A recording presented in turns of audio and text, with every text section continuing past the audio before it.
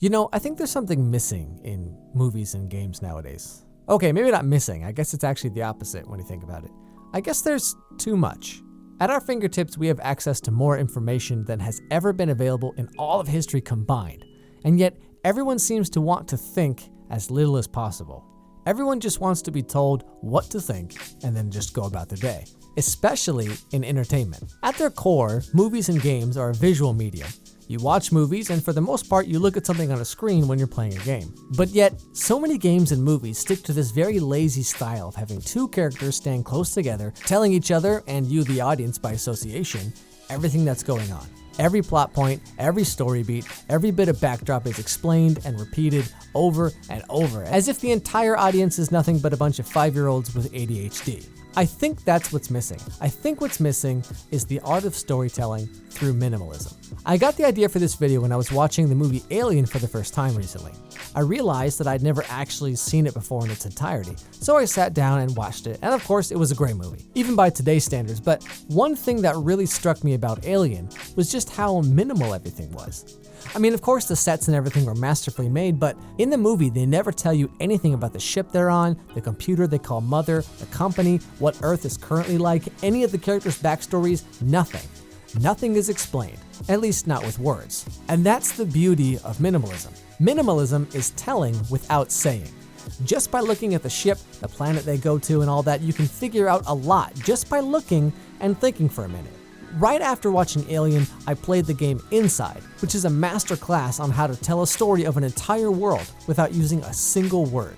And that's just the beauty of storytelling with minimalism, is you don't need to write a 5-page monologue that the aging scientist is going to tell you when you walk into his lab at the end. All you have to do is show the player what they need to know and let them fill in the blanks. Now, of course, I'm not saying every game or movie should have no dialogue whatsoever, but it's all in how you use it. Let's take the Portal series, for example. There's a lot of text and dialogue in these games, but yet the actual story, what's actually going on in the world, is never really mentioned.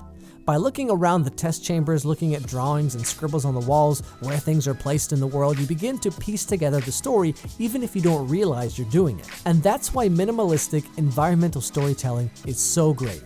No one needs to tell you, okay kids, it's time to explain the story now, because it's happening all the time, all around you.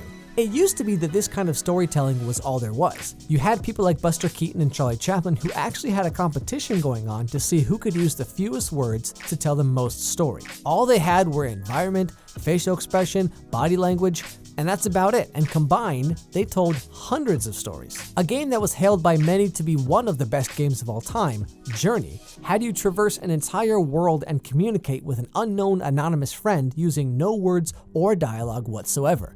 And yet it succeeded in telling an emotional, deeply touching story that was different for everyone. The entire first act of Pixar's WALL-E has virtually no words exchanged between the characters whatsoever.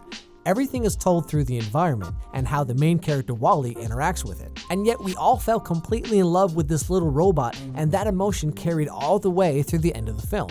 So that brings us to the question, why did it all end up the way it is now? Why do movies and games feel the need to overshare, to give us explanations for everything, to make sure we understood every little piece of the mystery? Well, the way I see it, there's a kind of battle going on between the creators and the audience. Doing anything creative, whether in Hollywood or even just here on YouTube, there's a sort of creative Darwinism. The audience pays money to see movies they like. Those movies do well, sequels or just similar movies in general get made, and the audience goes to see them, and the cycle continues. So regardless of whether or not a movie is made skillfully, or how talented the writer or director are, movie and game trends are ultimately decided by the money. Or are they?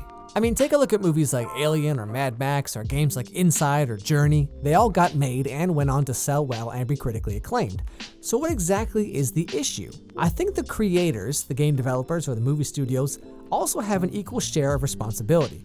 It takes time, hard work, and talent to be able to craft these kinds of stories, to tell without just coming out and saying, to entrance the audience through emotion and environment, rather than just telling them what they should think or they should feel, To trust the audience to put the pieces together themselves is certainly not easy, and it might be easier to just cover up lazy storytelling or poor pacing with explosions and realistic CG and all this. The truth is though, at the end of the day, no one's going to remember the CG or the explosions. I mean, in a few months they're gonna look tacky and outdated anyway. But a good story, a fascinating world, will stay with people for a lifetime. I say take a chance, strip away all the fluff and the filler, just leave me with unique characters, an interesting world, and a good story. I say, just keep it minimal.